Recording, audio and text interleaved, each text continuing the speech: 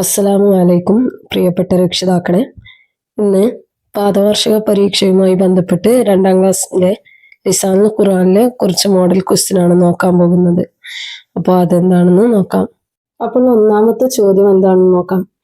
നസ്ലു bill മുനാസിബി. താഴെ കുറച്ച് ചിത്രങ്ങൾ കൊടുത്തിട്ടുണ്ട്. അപ്പൊ അത് യോജിപ്പിക്കാനാണ് പറയുന്നത്. താഴെ ബോക്സിൽ കുറച്ച് 4 വേർഡ്സും കൂടി കൊടുത്തിട്ടുണ്ട്. അപ്പൊ ഒന്നാമത്തെ ചിത്രം എന്താന്ന് നോക്കാം അല്ലെ. ഇവിടെ ഒരു മാങ്ങന്റെ ചിത്രം കൊടുത്തിട്ടുള്ളത് അല്ലെ.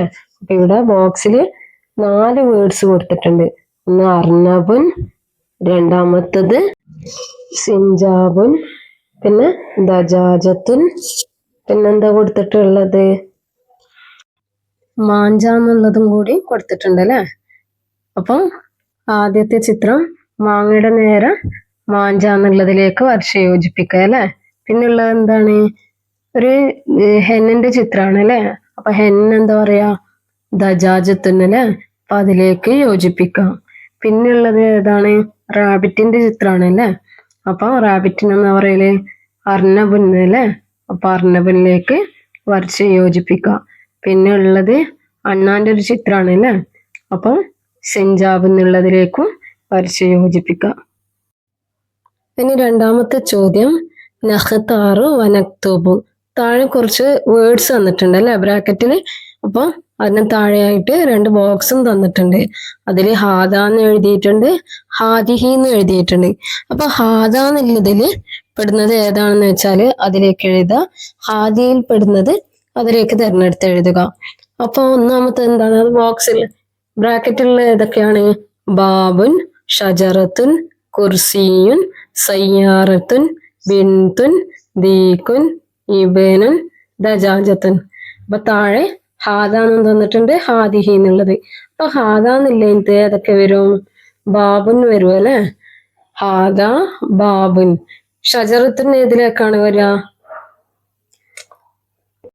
ഷജറത്തുൻ എന്നുള്ളത് ഹാദിഹി എന്നുള്ളതിലേക്ക് വരും അല്ലെ. അടുത്തത് ഏതാണ്, കുർസിയുൻ. കുർസിയുൻ എന്നുള്ളത് ഏതിലേക്കാണ്, ഹാദ എന്നുള്ളതിലേക്കാണ് അല്ലെ. അപ്പൊ അവിടെ കുർസിയുൻ എഴുതാം. പിന്നെ ഉള്ളത് സയ്യാറത്തുൻ. സയ്യാറത്തുൻ ഏതിലേക്കാണ്, ഹാദിഹി എന്നാണ് അല്ലെ. അപ്പൊ അതില് സയ്യാറത്തുൻ എഴുതാം, ഹാദിഹി എന്നുള്ളതിലേക്ക്. പിന്നെ ഉള്ളത് ഏതാണ്, ബിൻതുൻ അല്ലെ. ബിൻതുൻ എന്ന് പറഞ്ഞാൽ എന്താണ്, പെൺകുട്ടി അല്ലെ. അപ്പൊ ഹാദിഹി, ഹാദിഹി എന്നുള്ളതിലേക്ക് എഴുതുക. പിന്നെ ഉള്ളത് ദീകുൻ. ദീകുൻ എന്ന് പറഞ്ഞാല് റൂസ്റ്റർ ആണല്ലേ.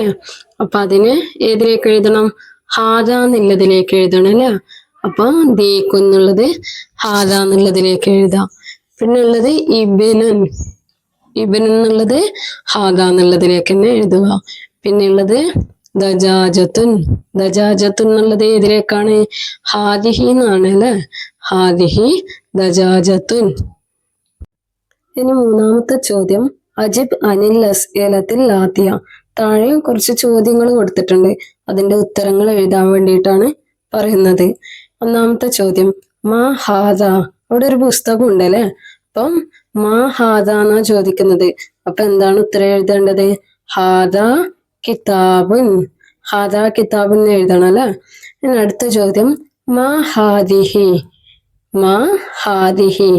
അപ്പൊ ചോദ്യത്തില് ഹാദിഹി എന്നുണ്ടല്ലേ. അപ്പൊ എന്താണ്, ഫ്ലവറിന് എന്താണ് പറയല്, സഹറത്തുൻ അല്ലെ. അപ്പൊ അവിടെ ഹാദിഹി ദഹറത്തുൻ. അടുത്ത ചോദ്യം മാ ഹാദ. ഇതെന്താണെന്ന് ഞാൻ ചോദിക്കുന്നത് അല്ലെ. അപ്പൊ ഇതൊരു വീടാണെന്നാ പറയേണ്ടത്. അപ്പൊ ഹാദ ബൈത്തുൻ. അപ്പൊ ഇത്രയുമാണ് മൂന്നാമത്തെ ചോദ്യങ്ങളും അതിന്റെ ഉത്തരങ്ങളും. ഇനി നാലാമത്തെ ചോദ്യം കമ്മിൽ ഫറാൻ. താഴെയുള്ളത് വിട്ടഭാഗങ്ങൾ പൂരിപ്പിക്കാൻ വേണ്ടിയിട്ടാണ്. ബ്രാക്കറ്റില് 2 വാക്കുകളും കൊടുത്തിട്ടുണ്ട് അല്ലെ, അൻത എന്നുള്ളതും അൻതി എന്നുള്ളതും. അപ്പൊ അത് വെച്ചിട്ട് താഴത്തെ കോൺവേഴ്സേഷൻ ഫിൽ ചെയ്യാനാ പറയുന്നത് അല്ലെ. അപ്പൊ ഒന്നാമത്തത് ഉസ്താദാണ്. ഉസ്താദ് പറയുന്നുണ്ട് അന ഉസ്താദുൻ, ഞാൻ ഉസ്താദാണെന്ന് പറയുന്നുണ്ട് അല്ലെ. പിന്നെ ഉള്ളത് എന്താണ്, ഡാഷ് ഇബനുൻ, നീ ആൺകുട്ടിയാണെന്ന് പറയണം.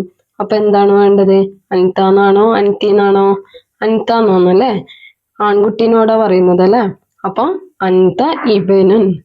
പിന്നുള്ളത് എന്താണ്, ഡാഷ് ബിൻതുൻ.